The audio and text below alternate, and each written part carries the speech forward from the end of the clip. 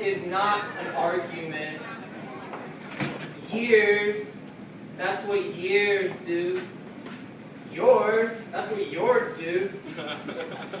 Light in my weird skin. Light in my weird skin.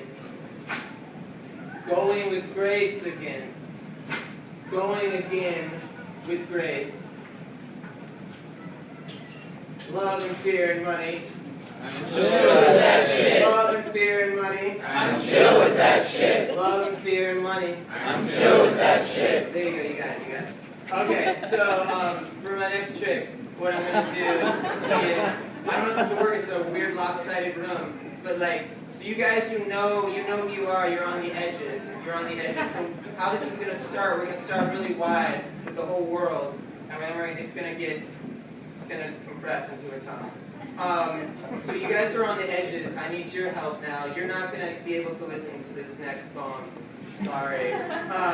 So if you're on the edges, what I need you to do is just start thinking of everywhere you've ever been in like this monologue that goes like, I've been to Thailand, I've been to Arkansas, I've been to Starbucks, I've been down the street, I've been to get blueberries, I've been to a tennis match, I've been to my friend's tennis match, I've been to the bathroom, I've been to the bathroom recently, you know, just really easy. So it just goes like that, and I just need you on the edges so we create this sort of sonic effect. I just need you to start like saying that monologue out loud, just kind of quietly, so like everyone can hear you in stereo, but mostly they can hear me. That's called the patriarchy.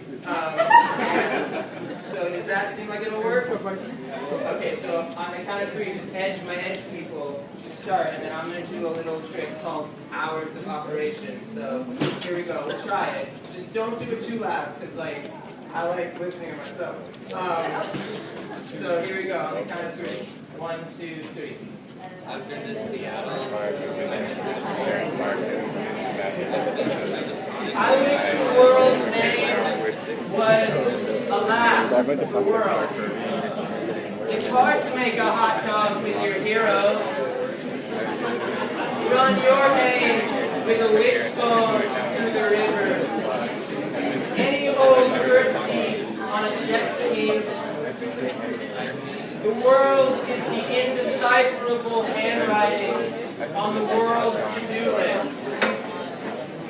I wish the only place I was allowed to sleep was in a failed parachute. Oh, stupid contemporary immune system. Oh, a perfect life of tattooed indecision.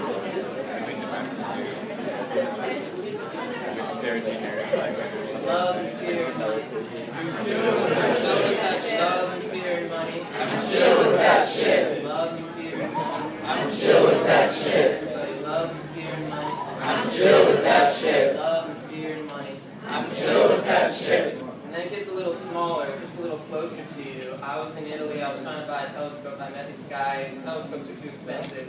His name was Rick Ross, his name was The Rock, and I couldn't buy a telescope, but we became friends, and he was like, listen, like, we gotta do something about our lives, like, I can't sell telescopes, you can't buy them, we need to get better with our lives. You already got it. So he was like, why don't I write a poem called You Must Change Your Life, and you write like the American version of it, and I was like, okay, real crock. And so I wrote this poem called You Must Motherfucking Change Your Life. It's the American version. And it goes like this. To be present in the world doesn't make you a present to the world. Some people do have beautiful shoulders. Yeah. This is a condition known as being easy to weep on.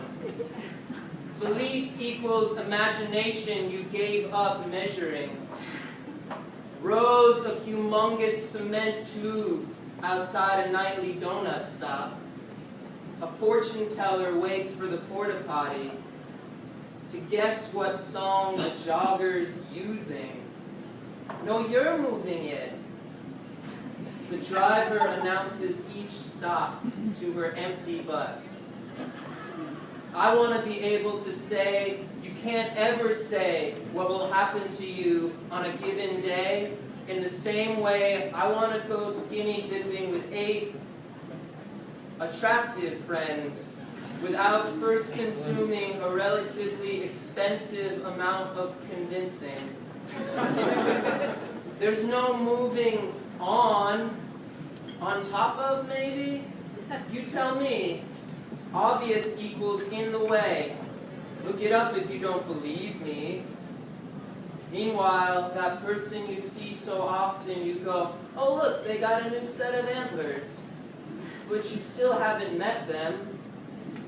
You're them, Jimbo. To make someone weep and still have that playing as you watch someone else make a courageous estimate in the crosswalk.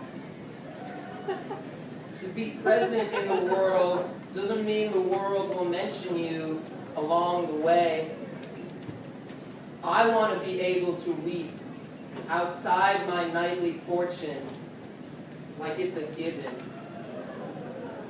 Give up conditioning and guess. There. Isn't it great to get that out of the way?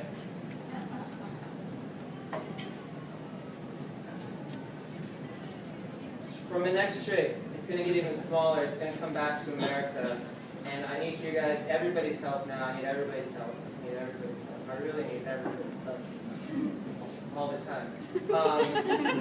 And what I need you to do is think in your head how you would finish the sentence, America is blank. And then, so how you finish that sentence in your head, and then I need you to say that sentence to me, like, America is blank.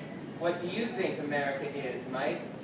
And so, like, you guys get to say 2 sentences, and I'm going to do a really long poem. And that's called capitalism. So everybody can figure that out. America is blank. What do you think America is, Mike? Are you guys ready? Yeah, it's pretty easy. Okay. On the count of 3, we'll do it. We'll do it. 1, 2, 3. America is America. What do you think America is, Mike? That was really well timed. Oh wow, you guys are New York Fashion Week. America is America's most prominent homosexual sci-fi author. It is America in KFC tonight. They are out of corn cobs. In KFC tonight, America is embarrassed over sandwich promotions that America herself invented. To improve my social skills, what I do is I buy pancake mix. Every stranger is an opportunity to get mugged or host a sing-along. Many car commercials feature Highway 1. And if I were Highway 1, I would sue their asses. Why do ukulele players get the deepest voices? In KFC tonight, mysteries live forever, such as, why did order 283 come after 281? It is America in America tonight, and everyone is camped inside their own music video. Knowing I'll turn to pixie dust makes me no less ashamed about participating in an endorsement of KFC's hoops. Who am I kidding? Not you, that's for sure. Can't fool me is a thing my heart says while it's chasing me with voter registration information for a place I refuse to believe I live in. What I like to do is walk on train tracks and feel things I shouldn't. Where I like to walk is past the houses of friends without visiting. Whenever strangers talk about their relationships, I always feel like they're lying. But once I get to know them, I feel exactly the same. It is America in KFC tonight, and only Leibniz knows I'm here because I keep texting him. It is America, and you get the idea. Oh no, not me, you say. I didn't get an idea. I'm order 282. I ordered this strange thing. I think it's a potato.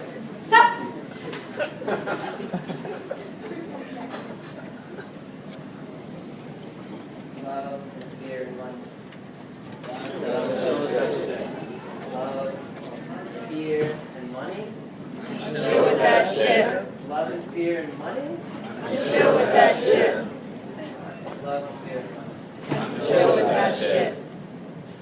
This is my last thing. It gets really small now. It's just inside you. And it's just a lot of questions you can listen to. Thanks for listening. Thanks to everybody else who's going to read or already read tonight. This is called Why Fuck Around. Are you the kind of person who passes the bus waiting time by standing there watching the Little League game down next to the park and ride lot? If so, are you the kind of person who roots for the batter or the pitcher? Whoa. Pitcher.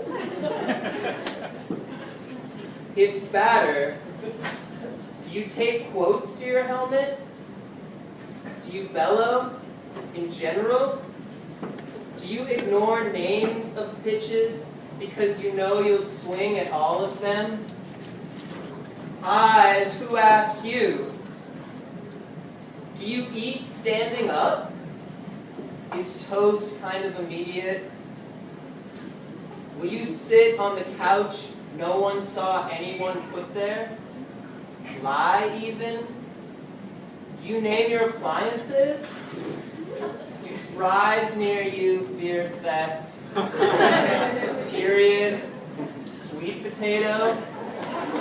In terms of response, do you get, no, that's okay, way more than maybe, but what kind of ramp? During tornadoes, do you tweet inconsiderately about God smiting ugly basketball museums? Do you recognize fear as a basset hound who just showed up one day and lives for leftovers and walks away from every name you try? Do you gloriously prep your apologies, your apostrophes? Does sprinting often seem like the best way to deal with the way to the post office?